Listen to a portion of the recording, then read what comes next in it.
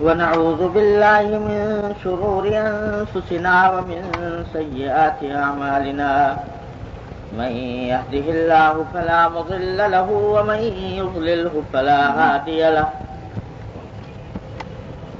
وأشهد أن لا إله إلا الله وحده لا شريك له وأشهد أن سيدنا وسندنا ونبينا ومولانا محمدا عبده ورسوله صلى الله تعالى عليه وعلى آله وأصحابه وبارك وسلم تسليما كثيرا أما بعد.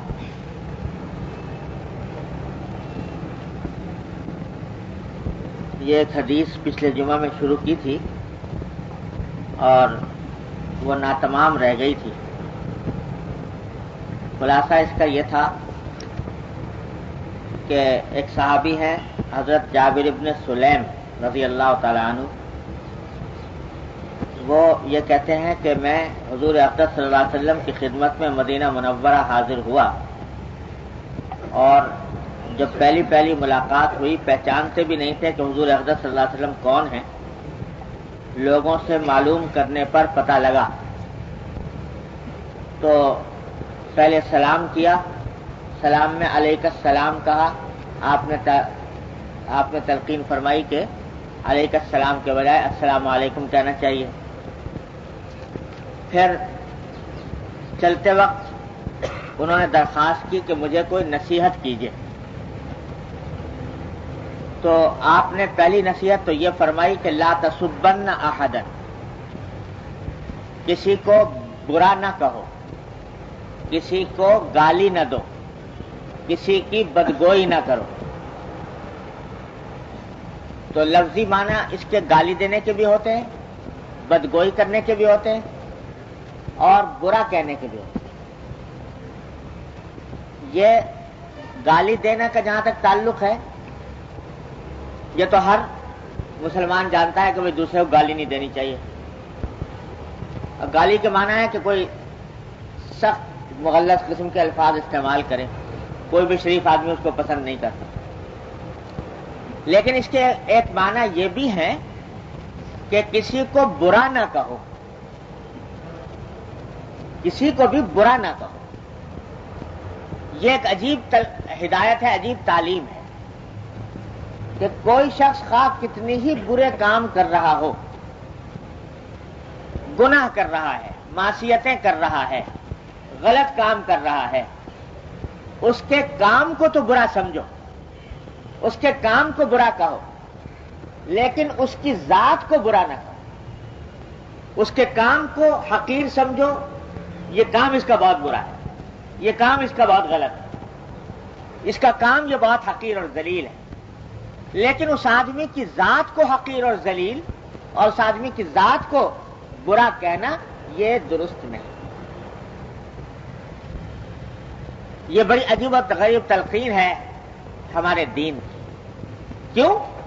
اس واسطے کہ ذات کو برا کیا کہتے ہو، کیا پتا کہ اس کا انجام کیا ہونے والا ہے، آخرت میں اس کا انجام کیا ہوگا. آج بے شک برے کام کر رہا ہے اور برے کام کرنے کی وجہ سے تم اس کے کاموں کو برا سمجھ رہے ہو، اس آدمی کو برا سمجھ رہے ہو. لیکن کیا پتا اللہ تبارک و تعالیٰ اس کو توفیق عطا فرما دے، اصلاح فرما دے، اور مرنے سے پہلے اللہ تعالیٰ اس کو اچھے اعمال کی توفیق دے دے. جب اللہ کے پاس پہنچے، اللہ تعالیٰ کے پاس پاک صاف ہو کر. تو اس واسطے کیا پتا کہ کون بہتر ہے. تو اس واسطے کسی بھی ذات کو، کسی بھی شخص کی ذات کو، یہاں تک کہ کافر کو بھی ذات کو برا نہ سمجھے. اس واسطے کہ کیا پتا اللہ تعالیٰ ایمان کی توفیق دے دے، تم سے بھی آگے نکل جائے. کتنی مثالیں ہیں کہ آدمی کافر تھا، فاسق تھا، فاجر تھا، لیکن اللہ تبارک و تعالیٰ نے توفیق عطا فرمائی، اچھوں سے آگے نکل گیا. حدیث میں فرمایا نبی کریم سرور دو عالم صلی اللہ علیہ وسلم نے کہ العبرۃ بالخواتین، اعتبار خاتمے کا ہے. خاتمہ کس حالت پر ہوا؟ خاتمہ اگر ایمان پر ہوا، عمل صالح پر ہوا، تو اللہ تبارک و تعالیٰ کے یہاں مقبول ہے، تم سے کہیں آگے پہنچ گیا۔ آپ کو واقعہ سنایا تھا شاید پہلے کہ نہیں، کہ غزوہ خیبر میں حضور اقدس صلی اللہ علیہ وسلم کے پاس ایک چرواہا آیا تھا، یہودیوں کا کہ بکریاں چرایا کرتا تھا، اور دیکھا کہ خیبر سے باہر قافلہ پڑا ہوا ہے مسلمانوں کا لشکر، تو دل میں خیال پیدا ہوا کہ جا کر دیکھوں تو صحیح کہ یہ لوگ کہتے کیا ہیں، کرتے کیا ہیں۔ تو بکریاں لے کر نکلا اور حضور اقدس صلی اللہ علیہ وسلم کی تلاش میں چلا، لشکر پڑا ہوا تھا، پوچھا کہ تمہارے سردار کہاں ہیں؟ لوگوں نے نشاندہی کر دی خیمے کی طرف، وہاں حضور اقدس صلی اللہ علیہ وسلم تشریف فرماتے۔ اول تو اس کو یقین نہیں آیا کہ یہ اتنے بڑے سردار وہ ایسے معمولی سے خیمے کے اندر کیسے بیٹھے ہوں گے۔ اس کے ذہن میں یہ تھا کہ بہت بڑے کوئی بادشاہ ہے، کوئی بہت بڑے امیر کبیر ہے، تو کیا ٹھاٹ باٹ ہوں گے، کیا عیش و عشرت ہوگا۔ وہاں تو کھجور کا کہ چٹائی سے بنا ہوا خیمہ وہ پڑا ہوا، اول تو یقین نہیں آیا، لیکن خیر پہنچ گیا حضور اقدس صلی اللہ علیہ وسلم کی خدمت میں۔ تو جا کر پوچھا کہ آپ کیا پیغام لے کر آئے، کیا دعوت ہے آپ؟ تو حضور نبی کریم صلی اللہ علیہ وسلم نے دعوت اپنی مختصر بیان فرما دی کہ بھائی میں تو یہ لے کر آیا ہوں کہ اللہ کے سوا کوئی معبود نہیں، وغیرہ وغیرہ۔ سادہ سا آدمی تھا، پوچھنے لگا کہ اگر میں آپ کی اس دعوت کو قبول کر لوں تو میرا کیا انجام ہوگا، میرا کیا رتبہ ہوگا؟ تو آپ نے فرمایا کہ تمہارا رتبہ یہ ہوگا کہ ہمارے برابر ہوگے، ہم تمہیں گلے سے لگائیں گے۔ تو وہ کہتا ہے کہ آپ مجھ سے مذاق کرتے ہیں، میں کہاں اور آپ کہاں، میں ایک ادنا چرواہا، آپ اتنے بڑے سردار، اور آپ کہتے ہیں کہ مجھے گلے سے لگائیں گے۔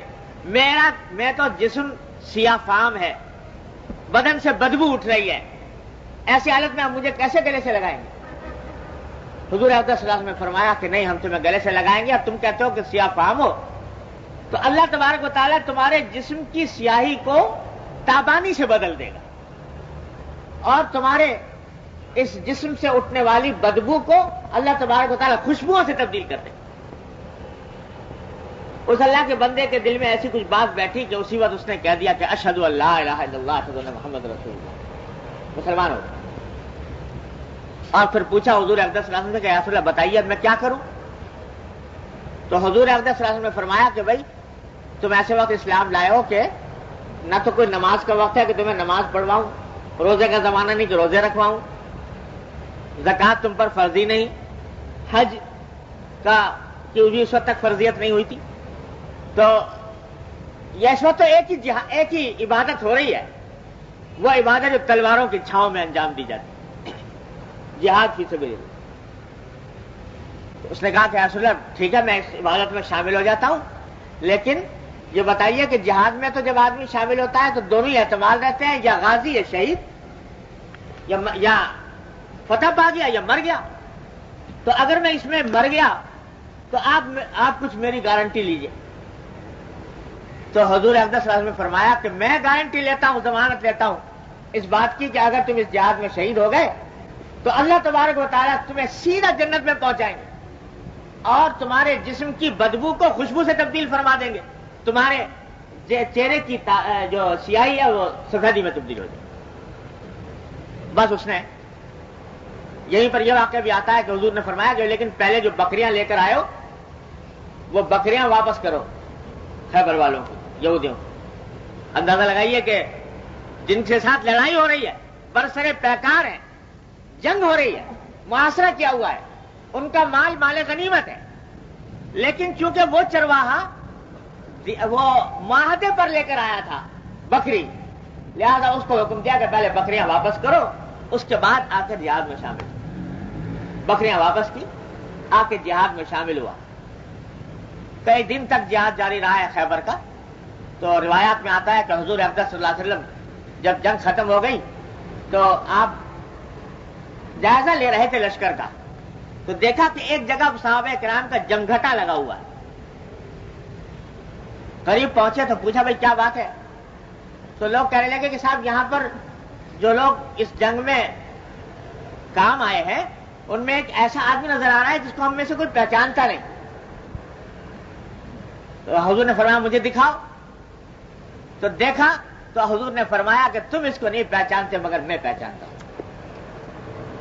اور یہ وہ چرواہا ہے اور یہ عجیب و غریب اللہ کا بندہ ہے کہ جس نے اللہ کے راستے میں ایک سجدہ نہیں کیا. اور میں گواہی دیتا ہوں کہ سیدھا اللہ تعالیٰ نے اس کو جنت الفردوس میں پہنچایا. اور میری آنکھیں دیکھ رہی ہیں کہ اللہ تبارک و تعالیٰ اس کو غسل دے رہے ہیں. اللہ تعالیٰ کے فرشتے اس کو غسل دے رہے ہیں اور اس کی سیاہی سفیدی میں تبدیل ہو گئی ہے. اس کے جسم کی خوشبو بدبو خوشبو میں تبدیل ہو گئی, خوشبو میں مہک رہا ہے. اور یہ وہ اللہ کا بندہ ہے کہ ایک سجدہ اللہ کے راستے میں نہیں کیا, ایک پیسہ اللہ کے راستے میں خرچ نہیں کیا, لیکن سیدھا جنت میں پہنچا. تو دیکھو اگر کچھ عرصے پہلے موت آ جاتی تو سیدھا جہنم میں جانا تھا, اور اب موت آئی اس حالت میں کہ ایمان لا چکا, سرکار دو عالم صلی اللہ علیہ وسلم کا غلام بن چکا, تو اللہ تعالیٰ نے اتنا بڑا انقلاب پیدا فرمایا. تو العبرۃ بالخواتین, اعتبار خاتمے کا. اسی واسطے بڑے بڑے بزرگ جو ہیں وہ لرزتے رہے, یہ دعا کرتے رہے کہ یا اللہ حسن خاتمہ عطا فرمائیے, حسن خاتمہ عطا فرمائیے, اللہ ایمان پر خاتمہ کرے. تو اعتبار خواتین کا ہے. کس بات پر انسان ناز کرے, کس بات پر انسان فخر کرے, کس بات پر اترائے, خدا جانے کل کیا ہونے والا ہے. تو اس واسطے کسی کو بھی حقیر نہ کرے. اللہ, ایک بزرگ کے بارے میں نے اپنے والد ماجد صلی اللہ علیہ وسلم سے سنا کہ ایک بزرگ تھے, اللہ والے بزرگ تھے. تو جیسے بزرگ سادے سیدھے رہتے ہیں تو لوگ مذاق اڑایا کرتے ہیں. آج کل بھی ہے نا, یہ ملا جو ہے, ملا صوفی, یہ اس قسم کا کہہ کے لوگ مذاق اڑاتے ہیں. ایسے آدمی کہہ رہے دنیا سے اس کا کوئی تعلق نہیں ہے, تو ان کا بھی مذاق اڑایا کرتے.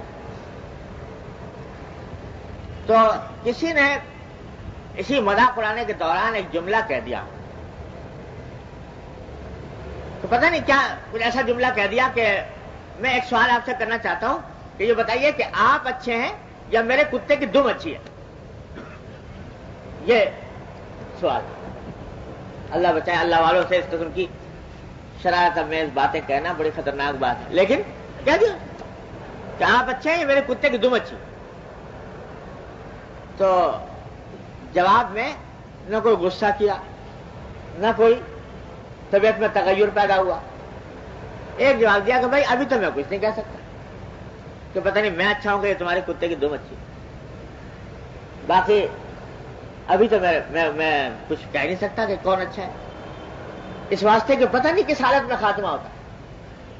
اگر خاتمہ ہو گیا ایمان کے اوپر, عمل صالح کے اوپر, تو بے شک میں اچھا تمہارے کتے کی دم. اور اگر خدا نہ کرے خاتمہ خراب ہوا تو یقین تمہارے کتے کی دم اچھی مجھ سے. اس واسطے کہ وہ کم از کم جہنم میں نہیں جائے گی, اس کے اوپر کوئی تکلیف نہیں, اس کے اوپر کوئی عذاب نہیں. اور اگر میں برے حالت میں مر گیا تو پھر اللہ بچائے کتے کی دم ہی اچھی ہے مجھ سے. تو یہ اللہ کے بندوں کا معاملہ ہوتا ہے کہ وہ خاتمے پر نگاہ رکھتے ہیں. اس لیے فرمایا کہ کسی بھی بد سے بدتر انسان کی بھی ذات کو حقیر نہ جانو, بد سے بدتر انسان کی ذات کو برا نہ کہو, اعمال کو بے شک برا کہو, اس کا عمل خراب ہے, وہ شراب پیتا ہے, وہ کفر میں مبتلا ہے, وہ فسق و فجور کا مرتکب ہے. اعمال کو برا کہو لیکن ذات کو برا کہنے کا جواز نہیں, جب تک کہ معلوم نہ ہو کہ پتہ نہیں کیا ہونا. یہ ہے اللہ. مولانا حضرت حکیم الامت مولانا تھانوی قدس اللہ سرہ فرماتے ہیں, اب کیا بتائیں, اب یعنی حکیم الامت مولانا تھانوی رحمۃ اللہ علیہ اتنا جلیل القدر انسان, وہ کہتے ہیں کہ میں کسی بھی مسلمان کو, ہر مسلمان کو اپنے آپ سے افضل سمجھتا ہوں, اور ہر کافر کو احتمالاً اپنے آپ سے افضل سمجھتا ہوں. حالاً, مسلمان کو حالاً اور کافر کو احتمالاً. یعنی یہ رہتا تھا پتہ نہیں یہ ہے مسلمان، یہ صاحب ایمان ہے، پتہ نہیں اس کے دل میں ایمان کس اعلیٰ درجے کا ہو کہ مجھ سے آگے بڑھ جائے، لہذا میں اس کو اپنے آپ سے افضل سمجھتا۔ اور کافر سے بھی احتمالاً کہ بظاہر تو کافر نظر آ رہا ہے، لیکن یہ کافر خدا جانے اللہ تعالیٰ اس کو توفیق دے دے ایمان کی، تو ایمان کی حالت میں رخصت ہو، پتہ نہیں مجھ سے کتنا آگے نکل جائے۔ تو میں مومن سے حالاً اور کافر سے احتمالاً، کافر کو احتمالاً اپنے سے افضل سمجھتا ہوں۔ اب بتائیے ہم شمع کے شمار قطار میں، ابھی کچھ دن پہلے ہمارے یہاں حضرت ڈاکٹر حفیظ اللہ صاحب مدد اللہ تعالیٰ ان کو آپ سے سلامت رکھتے، وہ تشریف لائے تھے۔ وہ حضرت مفتی محمد حسن صاحب رحمۃ اللہ علیہ کے خلیفہ ہیں، اور حضرت مفتی صاحب رحمۃ اللہ علیہ کی بڑی صحبت اٹھائی ہے۔ اور حضرت مفتی محمد حسن صاحب رحمۃ اللہ علیہ حضرت حکیم الامت مولانا تھانوی کے عاشق زار تھے، تو عجیب و غریب بزرگ تھے۔ وہ کہتے ہیں کہ ہم حضرت حکیم الامت مولانا تھانوی رحمۃ اللہ علیہ کے مجلس میں جایا کرتے تھے، تو جب مجلس میں بیٹھتے تو میرے اوپر ایک عجیب حالت طاری رہتی تھی۔ جتنے لوگ مجلس میں بیٹھے ہیں سب اپنے آپ سے افضل نظر آتے تھے، اپنے آپ کو سب سے زیادہ کمتر، حقیر، سب سے کم عمل سمجھتا تھا۔ ہر وقت یہ خیال رہتا تھا کہ یہ تو پتہ نہیں کتنے لوگ آگے بڑھے ہوئے ہیں، میں کتنا پیچھے ہوں۔ اپنے آپ کو سارے اہل مجلس کے مقابلے میں کمتر سمجھتا۔ تو فرمانے لگا کہ ایک دن مجھے اتنا وہ خیال ہوا کہ میں پتہ نہیں کیا ہوں، کچھ شقاوت قلب ہے کیا ہے کہ سب اللہ کے بندے کہیں سے کہیں پہنچ رہے ہیں، میں بالکل پیچھے رہ جا رہا ہوں۔ تو میں نے حضرت مولانا خیر محمد صاحب سے ذکر کیا۔ حضرت مولانا خیر محمد صاحب بھی حضرت تھانوی رحمۃ اللہ علیہ کے خلفاء میں سے ہیں، ان سے ذکر کیا بھائی میری حالت تو عجیب ہے، میں جب حضرت کے مجلس میں بیٹھتا ہوں تو ایسا لگتا ہے کہ سب سے کمتر میں ہوں، سب مجھ سے افضل نظر آتے ہیں۔ تو مولانا خیر محمد صاحب فرمانے کہ بھائی یہی حالت تو میری بھی ہے، میں بھی جب بیٹھتا ہوں تو ایسا لگتا ہے کہ سب مجھ سے افضل ہے اور میں سب سے کمتر ہوں۔ تو یہ پتہ نہیں ہم سب سے پیچھے ہی رہ گئے، سب آگے بڑھ گئے۔ تو کہنے کہ ہم دونوں گئے حضرت تھانوی کی خدمت، شیخ کی خدمت، ان سے جا کر عرض کیا کہ حضرت ہمارا عجیب حال ہے، جب آپ کے مجلس میں بیٹھتے ہیں تو ایسا لگتا ہے سب ہم سے افضل ہے اور ہم سب سے کمتر ہیں، کیا بات؟ تو حضرت نے فرمایا کہ بھائی یہ جو تمہیں حالت اپنی بتا رہے ہو، تو میں سچ کہتا ہوں کہ میری بھی یہی حالت ہے۔ اللہ کہ مجلس کے اندر جب بیٹھتا ہوں تو سب مجھ سے افضل نظر آتے ہیں، مجھے اپنے آپ سے افضل نظر آتے ہیں، اور میں ہی اپنے آپ کو سب سے کمتر نظر آتا ہوں۔ جس شخص کو اپنے معائب کا استحضار ہو، اللہ جل جلالہ کی عظمت، اس کی خشیت، اس کی ہیبت دل کے اوپر ہو، وہ دوسرے کی برائی کو دیکھے۔ جس شخص کے اپنے پیٹ میں درد ہو رہا ہو وہ دیکھے کہ دوسرے کو چھینک آ گئی، تو اس کو، جس کو اللہ تبارک و تعالیٰ کی عظمت اور خشیت جس کے اوپر غالب ہوتی ہے، وہ دوسرے کی ذات کو کیسے حقیر سمجھ لے، کیسے برا کہہ دے؟ وہ تو اس کو اپنے آپ سے چھٹی نہیں، اپنے عیوب سے چھٹی نہیں، وہ دوسرے کی برائی کو کہاں ڈھونڈتا پھرے اور دوسرے کو برا کیسے کہتا پھرے۔ تو بھائی یہ جو حدیث ہے جو فرمایا نبی کریم صلی اللہ علیہ وسلم نے، یہ بڑا زبردست اصول اور تعلیم بتا دی کہ کسی بھی انسان کی ذات کو حقیر نہ سمجھے۔ ہاں عمل اگر خراب ہے تو عمل کو خراب سمجھو، عمل کی برائی کر سکتے ہو، عمل کو حقیر سمجھتے ہو، عمل خراب، عمل برا، انسان کو برا نہ کہو، کیا پتا اللہ تبارک و تعالیٰ اس کو توفیق عطا فرما دے اور کہیں سے کہیں وہ پہنچ جائے، اس کا حصہ دار رہنا چاہیے۔ اور اپنی بڑائی کا تصور، یہ تو اللہ بچائے، یہ تو بہت ہی خراب بات کہ میں بڑا ہوں اس سے، اس واسطے کہ کیا پتا کل کو تمہارا کیا حال بنے۔ اس واسطے نہ اپنے کو بڑا سمجھو، نہ دوسرے کو حقیر سمجھو۔ لا تسبن احدا، کسی کو برا نہ کہو۔ یہ بھائی یہ سب دین ہے۔ آج ہم لوگ یہ دین کی یہ باتیں بھولا بیٹھے، عبادت، ذکر، تسبیح، یہ تو ہے کچھ ذہن میں اللہ کہ بھائی یہ دین کا حصہ ہے، باقی یہ کسی کے بارے میں جو منہ میں آیا بک گئے، کسی کے بارے میں جو لفظ زبان پر آ گیا کہہ گزرے۔ یاد رکھو کہ ایک ایک لفظ ریکارڈ ہو رہا ہے اللہ تبارک و تعالیٰ کی بارگاہ میں۔ ما یلفظ من قول الا لدیہ رقیب عتید۔ حضرت عبداللہ بن عمر رضی اللہ تعالیٰ عنہ ایک مجلس میں تھے، کسی نے حجاج بن یوسف کی برائی شروع کر دی، حجاج بن یوسف کو کون نہیں جانتا مسلمان؟ مشہور ہے کہ ان کے ظلم و ستم بہت مشہور ہے، کتنے انسانوں کو بے گناہ قتل کیا، ظلم، تشدد، جبر، خدا جانے کیا کچھ مشہور ہے، ان کو برا کہنا شروع کر۔ تو حضرت عبداللہ بن عمر رضی اللہ تعالیٰ عنہ نے فرمایا، اس آدمی سے خطاب کرتے ہیں، دیکھو یہ جو تم کہہ رہے ہو یہ حجاج بن یوسف کی غیبت ہو رہی ہے بلا وجہ، اور یہ مت سمجھنا کہ حجاج کی گردن پر اگر سینکڑوں مسلمانوں کا خون ہے تو اس کی غیبت تمہارے لیے حلال ہو گئی۔ اگر اللہ تبارک و تعالیٰ اس سے سینکڑوں مسلمانوں کے خون کا بدلہ لے گا تو تم اگر اس کے خلاف اس کی غیبت کر رہے ہو، اس کی برائی کر رہے ہو، تو تم سے اس کا بھی مواخذہ ہوگا اللہ تبارک و تعالیٰ۔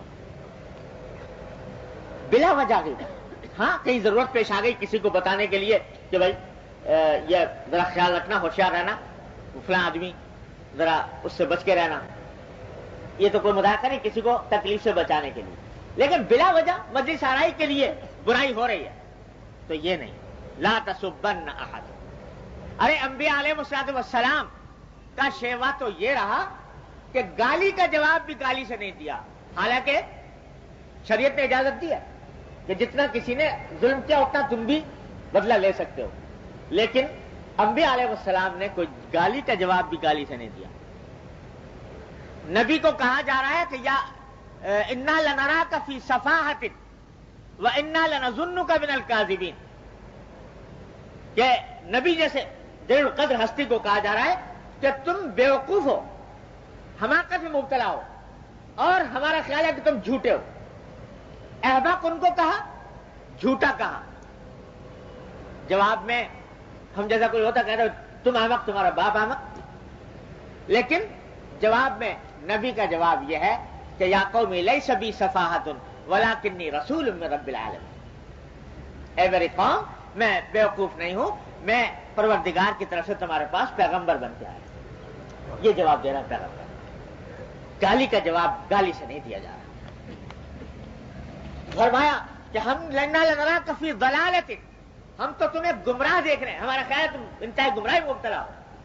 نبی کا جواب یہ کہ یا قوم لیس بی ضلالۃ ولکنی رسول من رب العالمین۔ حضرت شاہ اسماعیل شہید رحمۃ اللہ علیہ،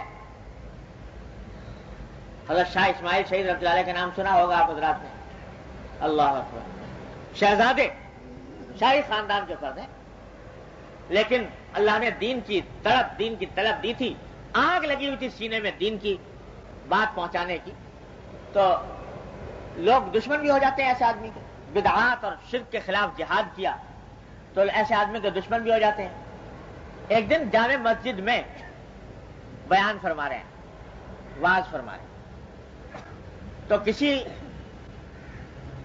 آدمی نے کھڑے ہو کر حضرت کو تکلیف پہنچانے کے لیے جملہ کہا کہ مولانا ہم نے سنا ہے کہ آپ حرام زادے ہیں۔ استغفر اللہ العظیم، اندازہ لگائیے، اتنا بڑا عالم جلیل الشان، اور صرف عالم ہی نہیں، ساری دنیا جانتی ہے کہ شاہی خاندان کے فرد ہیں، شہزادے ہیں، اور کہہ رہے ہیں یہ جملہ، انہیں مغلظ گالی کو ہے۔ کوئی اور ہوتا تو نہ جانے کتنا غصہ نکالتا اس کے اوپر، وہ نہ نکالتا تو اس کے حوالی موالی اس کی تکہ بوٹی کا ڈالتا، لیکن یہ پیغمبروں کے وارث ہیں۔ جواب میں فرمایا کہ بھائی آپ کو غلط اطلاع ملی، آپ کو غلط اطلاع ملی، میری والدہ کے نکاح کے گواہ تو اب بھی دلی میں موجود، میری والدہ کے نکاح کے گواہ تو اب بھی دلی میں موجود۔ یہ جواب دیا جا رہا ہے گالی کا۔ یہ ہے پیغمبرانہ اخلاق، یہ ہے پیغمبرانہ سیرت کہ گالی کا جواب بھی گالی نہیں دیا جا رہا کہ جائے کہ ابتدا میں انسان گالی کسی کو دے، ابتدا میں برا کہے، یہ ہے نصیحت۔ تو اب دیکھیے کہ حضور اقدس صلی اللہ علیہ وسلم نے ان صحابی کو جو پہلی ملاقات ہے، ابھی آپ نے دیکھا کہ حضور کو پہچانتے بھی نہیں تھے، پہلی ملاقات، اور پہلی ملاقات میں چلتے وقت نصیحت مانگی، کیا نصیحت؟ تو پہلی نصیحت یہ فرمائی کہ لا تسبن احد، کسی کو برا مت کہو، کسی کو گالی مت کہو۔ چنانچہ وہ صحابی بھی پھر صحابی تھے، کہتے ہیں کہ جب حضور نے یہ نصیحت فرما دی، فما سببت بعدہ حرا ولا عبدا ولا بعیرا ولا شاتا، میں نے یہ نصیحت ایسے پلے باندھی کہ اس کے بعد کسی کو بھی کبھی برا نہیں کہا. آدمی تو درکنار کہتے ہیں کہ میں نے کسی اونٹ اور بکری کو بھی برا نہیں کہا, اونٹ اور بکری کو بھی گالی نہیں. جو حضور اقدس صلی اللہ علیہ وسلم یہ نصیحت فرما دی تھی, لہذا اونٹ اور بکری کے لیے بھی کوئی ثقیل کلمہ زبان سے نہیں نکلا. یہ تھے صحابہ کرام رضی اللہ تعالیٰ عنہ اجمعین کہ جب کہا کہ نصیحت کیجئے تو جو جملہ فرما دیا پھر وہ نقش ہو گیا دل پر, ساری زندگی کا دستور العمل بن گیا کہ اب یہ کلمہ نکل نہیں سکتا غلط نہ کلمہ. ایک تو نصیحت یہ فرمائی. دوسری نصیحت یہ فرمائی کہ وَلَا تَحْقِرَنَّ مِنَ الْمَعْرُوفِ شَيْئًا, کہ کسی نیکی کے کام کو حقیر ہرگز نہ سمجھنا. پچھلے جمعہ میں اس کی کچھ تفصیل عرض کر چکا ہوں کہ کتنے ہی نیکی کی معمولی سی بات ہو لیکن اس کو حقیر سمجھ کر نہ چھوڑو کہ معمولی بات ہے, کیا فائدہ ہو جائے گا. ارے چھوٹی سی نیکی ہے لیکن کیا پتا تمہاری دنیا بدل دے. چھوٹی سی نیکی کی وجہ سے تمہاری زندگی میں انقلاب آ جائے اور اللہ تعالیٰ نقطہ نواز ہے, کیا پتا ہے کہ اسی کی بنا پر مغفرت ہو جائے تمہاری. اس لیے چھوٹی سے چھوٹی نیکی کو حقیر نہ سمجھو. اس کی تفصیل گزشتہ جمعہ میں عرض کر چکا ہوں. اسی کا ایک مقابل حصہ ہے کہ نیکی کو حقیر سمجھ کر چھوڑنا نہیں چاہیے اور گناہ کو حقیر سمجھ کر اختیار نہیں کرنا چاہیے. نیکی یہ سوچ کر نہ چھوڑے کہ چھوٹی سی نیکی ہے, کیا کون سا انقلاب آ جائے گا, کون سی مجھے جنت دلوا دے گی, اس وجہ سے نہ چھوڑے بلکہ کر گزرے. اللہ تعالیٰ اس کی برکت سے کیا پتا ہے کہ انقلاب پیدا کر ہی دے. اور گناہ خواہ کتنا ہی چھوٹا نظر آتا ہو لیکن اس کے چھوٹا ہونے کی وجہ سے اس گناہ کو کرو مت. یہ بھی بہت بڑا دھوکہ ہوتا ہے شیطان کا. ایک گناہ کرنے کا خیال آیا دل میں, بہت زیادہ تقاضا نہیں ہے, خیال آ گیا لیکن ساتھ میں خیال ہے گناہ ہے چھوڑ دو. عین وقت پہ شیطان بہکاتا ہے کہ میاں کیا تم کر رہے ہو کہ اتنے بڑے بڑے گناہ تو پہلے ہی کر رکھے ہیں, اگر یہ چھوٹا سا گناہ بھی کر لو گے تو کون سا قیامت آ جائے گی. تو اگر بچنا ہے تو بڑے گناہوں سے بچو, اس چھوٹے سے کیا بچ رہے ہو. شیطان یہ دل میں ڈالتا ہے اور کہتا ہے کر گزرو, تو وہ بھی کر گزرو, چھوٹا گناہ بھی کر گزرو. تو یاد رکھو کہ یہ چھوٹا گناہ جو ہے یہ معمولی سمجھ کر کرنے کے نتیجے میں وہی چھوٹا گناہ بڑا بن جاتا ہے. یہ جو تفریق ہے نا صغیرہ گناہ اور کبیرہ گناہ, یہ اس لیے نہیں ہے کہ صغیرہ ہے تو کر گزرو اور کبیرہ ہے تو بچنے کی کوشش کرو. گناہ دونوں ہیں, یہ چھوٹا وہ بڑا. بعض لوگ بڑی تحقیق میں پڑے رہتے ہیں کہ صاحب یہ عمل جو ہے یہ صغیرہ ہے یا کبیرہ ہے, پوچھتے رہتے ہیں کہ یہ گناہ صغیرہ ہے کہ کبیرہ ہے. تو مطلب یہ ہے کہ صغیرہ ہے تو کر لیں اور کبیرہ ہے تو ذرا کچھ بچنے کا تو کوشش کریں.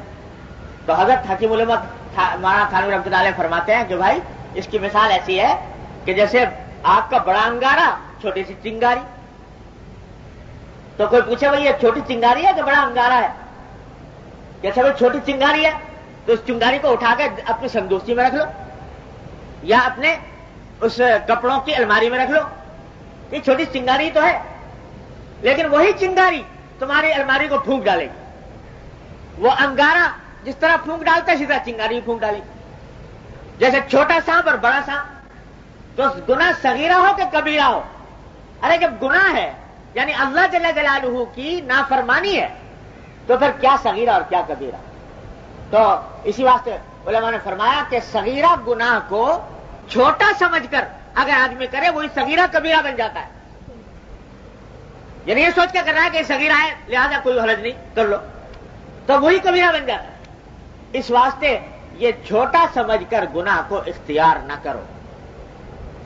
اور یاد رکھو کہ جیسے نیکی نیکی کو کھینچتی ہے اسی طرح گناہ بھی گناہ کو کھینچتا ہے, برائی برائی کو کھینچتی ہے. آج تم نے ایک چھوٹا گناہ کر لیا یہ سوچ کر کہ چھوٹا سا ہے کر گزرو, وہ پھر تم سے دوسرا کرائے گا, پھر تیسرا کرائے گا, چوتھا کرائے گا, اور یہاں تک کہ بات پھر کسی حد پر رکنے والی نہیں ہوگی. اور اگر اللہ بچائے. دیکھو گناہ جو ہے نا، گناہ کے معنی کیا ہے؟ خوب سمجھ لیجیے. پہنچانے کے لیے کافی، وہ چھوٹی ہو کے بڑی. اس واسطے اگر کسی ایک گناہ پر بھی پکڑ ہو گئی اللہ تبارک و تعالیٰ کے ہاں تو بچت کا راستہ نہیں. اللہ بچائے. تو اس واسطے کسی گناہ کو چھوٹا سمجھ کر اختیار نہ کرو. اللہ. تو یہ دوسری نصیحت فرمائی. تیسری نصیحت یہ فرمائی وَأَن تُكَلِّمَ أَخَاكَ وَأَنْتَ مُنبَسِطٌ إِلَيْهِ وَجْهُكَ إِنَّ ذَلِكَ مِنَ الْمَعْرُوفِ. تیسری نصیحت یہ فرمائی. اب ذرا سنتے ہیں یہ نصیحتیں حضور اقدس صلی اللہ علیہ وسلم. یہ نصیحتیں حضور اقدس صلی اللہ علیہ وسلم. تو تیسری نصیحت یہ فرمائی کہ اپنے بھائی سے بات کرو اس حالت میں کہ تمہارا چہرہ کھلا ہوا. جب دوسرے سے بات کرو بھائی سے تو کشادہ پیشانی سے بات کرو، خندہ پیشانی سے بات کرو، خندہ روئی سے بات کرو. کیوں؟ ان ذالک من المعروف. یہ بھی نیکی کا ایک حصہ ہے. جیسے کہ ایک حدیث میں فرمایا کہ اگر اپنے کسی بھائی سے بات کرتے ہو خوش خندہ پیشانی سے تو یہ بھی صدقہ ہے. یہ بھی صدقہ کے حکم ہے. اس پر بھی اجر ملتا ہے، اس پر بھی ثواب ملتا ہے.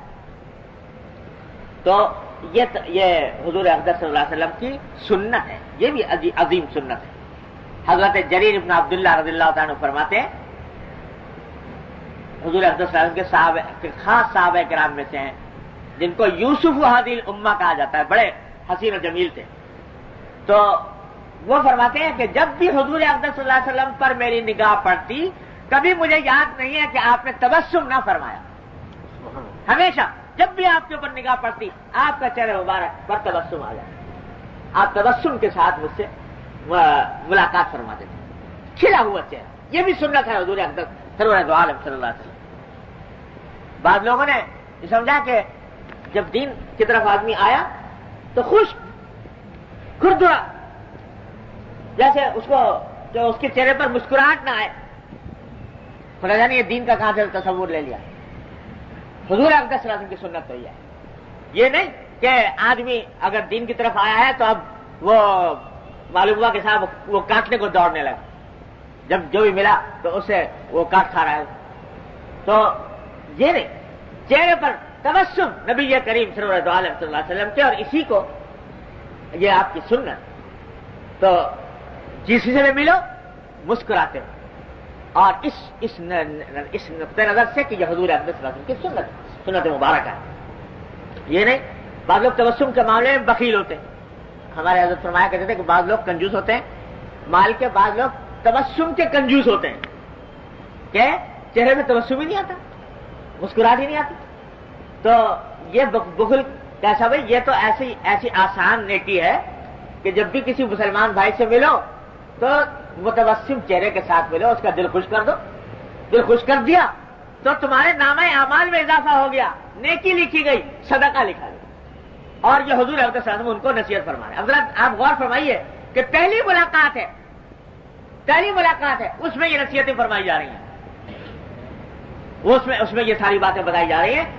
عبادات وغیرہ تو معلوم ہے کہ سیکھ لیں گے، مسلمانوں کے درمیان جب رہیں گے سیکھ لیں گے. لیکن یہ خاص باتیں بتائی جا رہی ہیں. کسی کو برا نہ کہو، کسی نیکی کو حقیر نہ سمجھو. بھائی سے ملو تو ایسی طرح ملو کہ خوش خندہ پیشانی کے ساتھ. ان ذالک من المعروف. پھر اور فرمایا ورفع ازارک الی نصف الساق.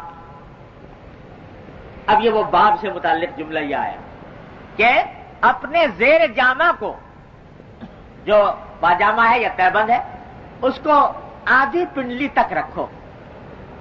فَإِنْ أَبَيْتَ فَإِلَى الْكَعْبَيْنِ. اگر آدھی پنڈلی تک نہیں رکھ سکتے تو ٹخنوں تک رکھو. وَإِيَّاكَ وَإِسْبَالَ الْإِزَارِ. اور ٹخنوں سے نیچے لے جانے سے بچو. فَإِنَّهَا مِنَ الْمَخْيِلَةِ. اس واسطے کہ یہ تکبر کا حصہ ہے. صاف صاف حضور اقدس صاحب نے بتا دیا. اور یہاں پر آپ ذرا دیکھ لیجئے کہ نصیحتیں جو فرمائی جا رہی ہیں پہلی ملاقات میں، اسی میں یہ بات فرمائی جا رہی ہے کہ یہ سب کام کرو اور ساتھ ساتھ اپنے ازار کو، اپنے تہبند کو، اپنے پاجامے کو ٹخنوں سے نیچا نہ ہونے دو. اس واسطے کہ نیچا ہوگا تو یہ تکبر کی علامت ہے. یہ نہیں کہ تکبر ہو تو نیچا نہ کرو اور تکبر ہو نہ ہو تو کر لو، یہ نہیں فرمایا، بلکہ فرمایا کہ نیچا نہ کرو اس واسطے کہ یہ تکبر ہے۔ بعض لوگ کہہ رہے ہیں ہم تو تکبر کی وجہ سے نہیں کرتے، ہم تو یہ جو منع ہے یہ تکبر کی وجہ سے منع ہے، ہم تو تکبر کی وجہ سے نہیں کرتے۔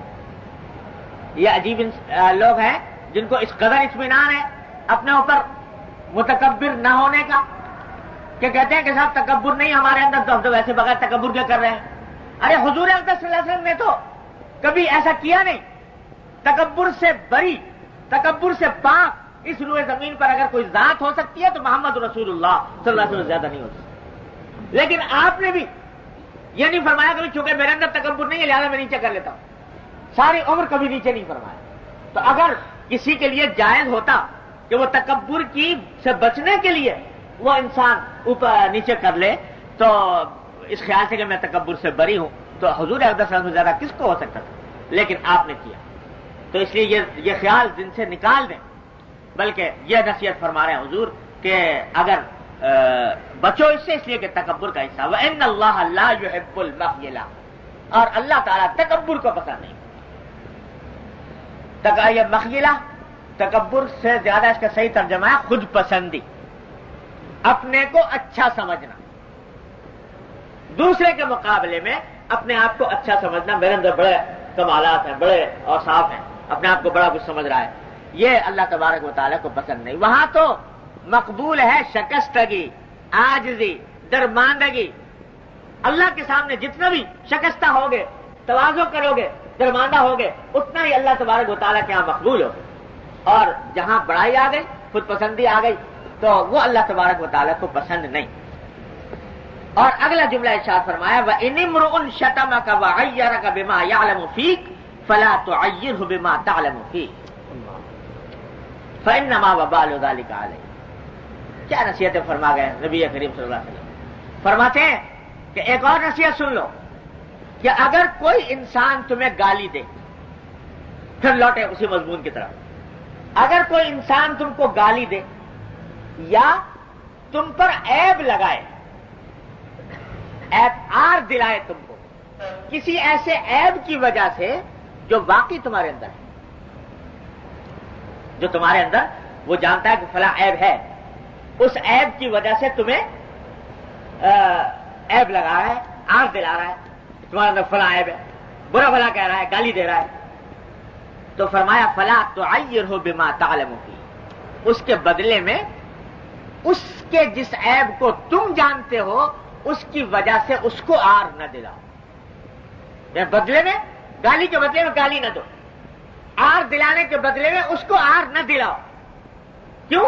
فإنما وبال ذلك علیہ، کیونکہ تمہیں جو گالی دی یا تمہیں جو آر دلائی اس کا وبال اس کے اوپر ہے، اس کا مواخذہ اس سے ہوگا۔ تم بدلہ لے لو گے تو بدلہ لینے سے کوئی حاصل تمہارا نہیں، کوئی فائدہ نہیں، کیا فائدہ ہے؟ اور اگر بدلہ نہیں لوگے، صبر کرو گے، تحمل سے کام لوگے، ایثار کرو گے، اللہ تبارک و تعالیٰ کیا تمہارا اجر عظیم ہے۔ ایک شخص نے تمہیں کہا بیوقوف ہو، تم نے جواب میں کہا تم ہو بیوقوف، تو چلو بدلہ لے لیا، کوئی ناجائز کام تو نہ ہوا، لیکن فائدہ کیا ملا بھائی؟ تم نے اس کو بیوقوف کہہ دیا تو کیا دنیا آخرت کا کیا فائدہ حاصل ہوا؟ اور اگر خاموش ہو گئے کہ اس نے کہا بیوقوف، تم خاموش ہو گئے، دل میں کڑن پیدا ہوئی، دل میں اونٹن ہوئی، دل میں غصہ بھی آیا، ضبط کر گئے، صبر کیا، تو کیا ہوا؟ اللہ تعالیٰ فرماتے ہیں انما یوفی الصابرون اجرہم بغیر حساب۔ اللہ تبارک و تعالیٰ صبر کرنے والوں کو ان کا حساب، ان کا اجر بے حساب دیتے ہیں۔ تو ایک ذرا سی زبان کو روک کر اور اپنے نفس پر قابو پا کر تم نے بے حساب اجر کما لیا، اور آج پتہ نہیں لگ رہا، جب قبر میں پہنچو گے، جب اللہ تبارک و تعالیٰ کے حضور حاضر ہوگے، اس وقت پتہ لگے گا کہ یہ زبان کو روک لینے سے اور ذرا سا خاموش رہ جانے سے کتنا عظیم فائدہ حاصل ہوا۔ تو بتاؤ یہ فائدہ زیادہ قابل قدر ہے یا یہ کہ تم نے اپنا بدلہ لے لیا، دل کی بھڑاس نکال لی، کہہ دیا تو بیوقوف؟ تو حضور اقدس صلی اللہ علیہ وسلم نے یہ تلقین فرمائی کہ گالی کا جواب گالی، اگرچہ یعنی حق ہے. قرآن کہتا ہے جتنی کوئی ظلم کرے اتنا ہی تم بھی کر سکتے ہو اس کے اوپر، لیکن حق ہے. لیکن حق کو استعمال کرنا سے بہتر یہ ہے کہ معاف کر. وَلَمَنْ صَبَرَ وَغَفَرَ إِنَّ ذَلِكَ مِنْ عَزْمِ الْأُمُورِ. جو صبر کرے اور معاف کر دے تو یہ بڑے عزائم امور میں سے ہے.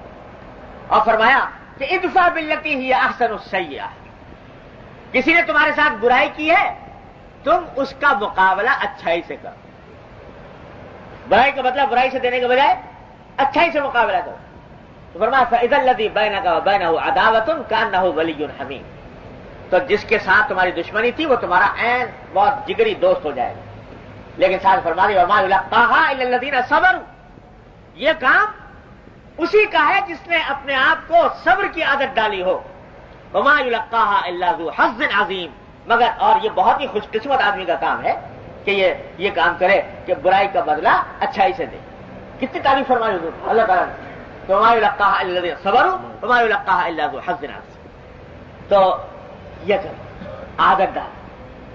کیا ہے میاں بدلہ لیا نہ لیا، اگر لے لیا تو کیا، لیکن نہ لیا اور اللہ تبارک و تعالیٰ کے لیے معاف کر دیا تو دیکھو کہ اللہ تعالیٰ پتہ نہیں. حدیث میں آتا ہے کہ نبی کریم صلی اللہ علیہ وسلم نے فرمایا کہ جب دوسرے کو جو معاف کر دے تو میں اس دن اس کو معاف کروں گا جس دن اس کو معافی کی سب سے زیادہ ضرورت ہوگی. سب سے زیادہ ضرورت تم کو آخرت میں ہوگی معافی کی، اس دن میں اس کو معاف کر دوں گا کہ میرے بندے کو اس نے معاف کر دیا تو میں اس کو معاف کر دوں. تو فلا تعجرہ بما تعلم فی انما وبال ذلک علیک. بھائی یہ سب نصیحتیں، یہ سب سنتیں ہیں نبی کریم سرورت عالم صلی اللہ علیہ وسلم. سنتیں صرف ظواہر کی حد تک محدود نہیں ہیں، یہ سب سنتیں ہیں نبی کریم صلی اللہ علیہ وسلم کہ اللہ تعالی ہم سب کو ان سنتوں پر عمل کرنے کی توفیق عطا فرمائے. یہ ساری نصیحتیں ضروری نصیحتیں ہیں. زندگی میں اپنا لیں، جھگڑے ختم ہو جائیں، عداوتیں مٹ جائیں، فتنہ ختم ہو جائیں. حضور اقدس صلی اللہ علیہ وسلم کے ان اشارات پہ عمل کریں. اللہ ایک اور حدیث پڑھ لیتے ہیں. حضرت قیس ابن بشر تغلبی فرماتے ہیں کہ میرے والد حضرت ابو الدرداء رضی اللہ تعالیٰ عنہ کے مجلس میں بیٹھا کرتے تھے. ابو الدرداء رضی اللہ تعالیٰ عنہ مشہور صحابی ہیں اور یہ وہ صحابی ہیں جن کو حضور اقدس صلی اللہ علیہ وسلم نے خطاب دیا تھا حکیم هذه الامہ. حکیم الامہ کا خطاب حضور اقدس صلی اللہ علیہ وسلم نے ابو الدرداء رضی اللہ عنہ کو دیا تھا. یہ حکیم ہے اس امت کے، اتنے بڑا جس کو حضور فرماتے ہیں حکیم الامہ، اندازہ لگائیے. تو وہ دمشق میں رہتے تھے. تو وہاں ایک اور صحابی رہتے تھے، ان کا نام تھا سہل بن حنظلیہ رضی اللہ تعالی. یہ سہل بن حنظلیہ جو صحابی تھے یہ بڑے گوشہ نشین قسم کے بزرگ تھے. لوگوں کے پاس زیادہ آنا جانا نہیں، ملنا جلنا نہیں، بس نماز کو آئے، مسجد میں اپنی نماز پڑھی، جا کر اپنا ذکر تسبیح مشغول ہو گئے، زیادہ لوگوں سے ملتے جلتے بھی نہیں تھے. تو کہتے ہیں کہ ایک دن ہم بیٹھے ہوتے تھے ابو الدرداء کے پاس، تو یہ پاس سے گزرے حضرت سہل بن حنظلیہ.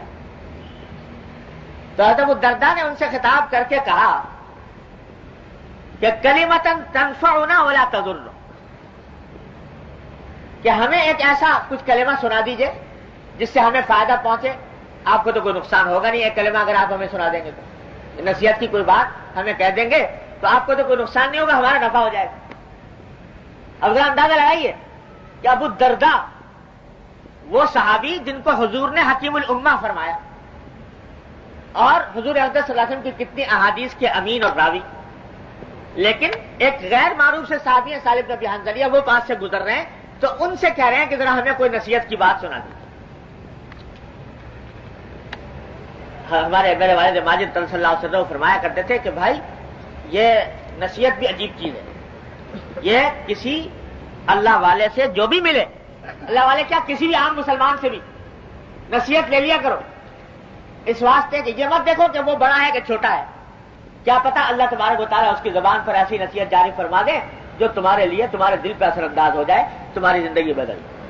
اور میں نے اپنے والد سے براہ راست سنا، فرماتے تھے کہ میں کبھی جا رہا ہوتا ہوں راستے میں تو کوئی جلسہ ہو رہا ہوتا ہے، جیسے جلسے سیرت ویرت کے ہوتے رہتے ہیں، تو کوئی واعظ کہہ رہا ہوتا ہے جلسے میں، پتہ ہی نہیں کون ہے.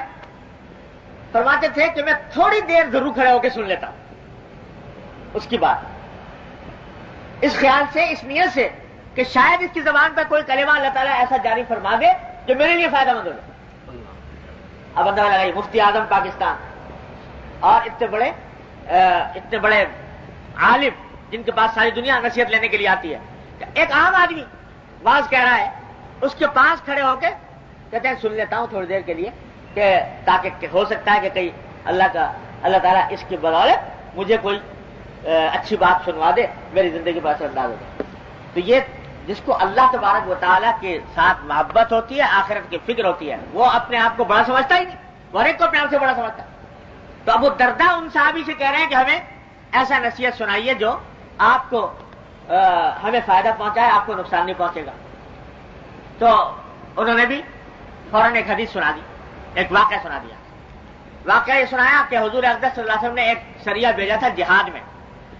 تو وہاں سے جب لوگ واپس آئے تو ان میں سے 2 آدمی حضور کی مسجد میں بیٹھے ہوئے تھے.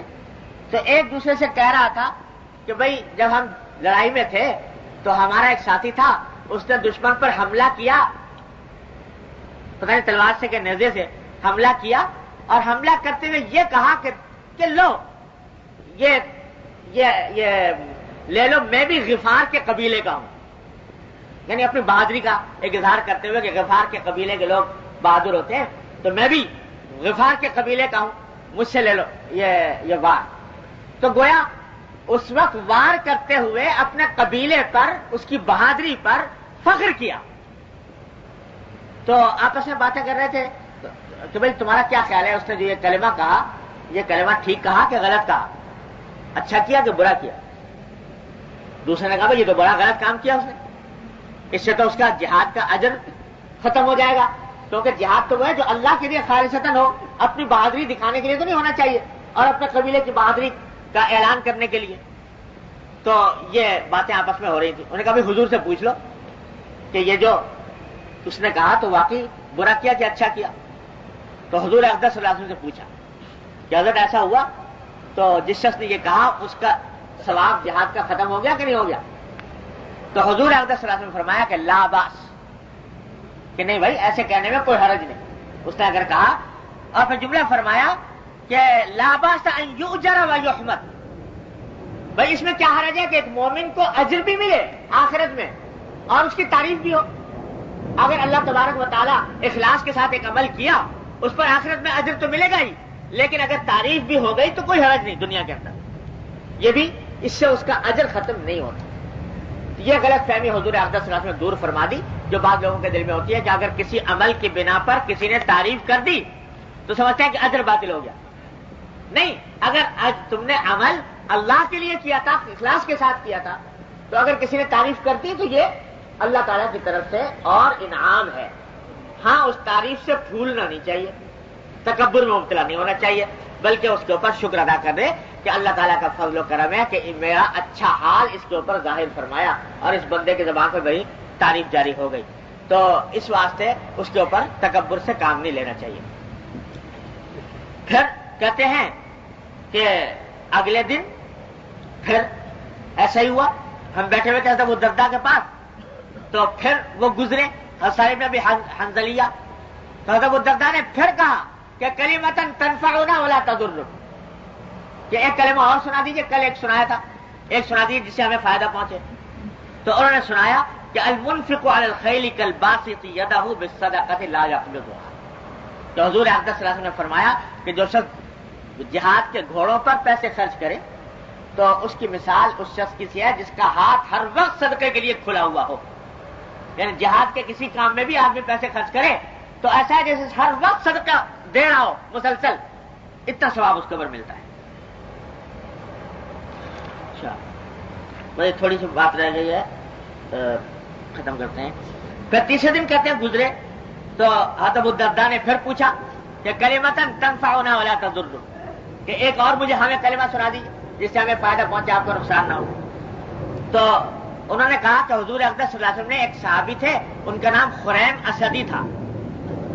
تو ایک دن ان کا ذکر آیا تو آپ نے فرمایا کہ بھئی خریم اسدی بڑا اچھا آدمی ہے، اگر اس کے بال لمبے نہ ہوتے اور اس کا ازار ٹخنوں سے نیچے نہ ہوتا. یہ دو جملے فرما دیے. اگر بال لمبے نہ ہوتے اور ازار ٹخنے سے نیچے نہ ہوتا تو بڑا اچھا تھا. کسی نے یہ جملہ پہنچا دیا حضرت ابراہیم اسدی رضی اللہ تعالیٰ عنہ. اصل میں حضور کا مقصد ہی یہ تھا کہ پہنچا دیا جائے. پہنچا دیا تو ان کو اطلاع ملی کہ حضور نے یہ فرمایا کہ اچھا آدمی ہے مگر یہ دو باتیں ہیں. ایک تو بال لمبے ہیں, بال ان کے لمبے تھے ایسے کہ جو شانوں سے بھی نیچے لٹکے ہوئے تھے. اس میں عورتوں کی مشابہت ہوتی ہے تو اس لیے منع ہے. انہوں نے کہتے ہیں کہ جو ہی یہ بات سنی تو فوراً چھری منگائی اور اس سے اپنے بال کٹوا کر کانوں کے برابر تک کر لیے اور اپنا جو ازار ہے اس کو ہمیشہ کے لیے تو ٹخنوں سے اوپر کر لیا. فوراً عمل کر لیا. چوتھے دن پھر حضرت ابو الدرداء نے ان سے کہا کہ آپ ہمیں کوئی نصیحت سنائیے. تو آپ نے اس وقت سنایا کہ حضور اقدس صلی اللہ علیہ وسلم نے فرمایا کہ تم اپنے گھروں کو بھی ٹھیک رکھو, اپنے لباس کو بھی ٹھیک رکھو. یعنی گھروں کو بھی ایسا رکھو کہ جو اللہ تعالیٰ نے نعمت عطا فرمائی ہے اس نعمت کا کچھ اظہار ہو. یہ نہیں ہے کہ ہے تو دولت مند آدمی فقیر بنا پھر رہا ہے. اور لباس کو بھی اچھا رکھو. یہ نصیحت فرمائی. بس بھائی اب وقت ختم ہو رہا ہے. دعا فرما لیجیے. اللهم صل على سيدنا محمد وعلى ال محمد كما صليت على ابراهيم. یا ارحم الراحمین, اپنے فضل و کرم اپنی رحمت سے ہمارے تمام گناہوں کو معاف فرما. یا اللہ ہمارے اعمال و اخلاق کی اصلاح فرما. یا ارحم الراحمین, اتباع سنت کی توفیق کامل عطا فرما. یا اللہ ہر طرح کے شر, فتنے, معصیت, منکرات, گناہوں سے ہماری, ہمارے گھر والوں, اعزاء, احباب, متعلقین سب کی حفاظت فرما.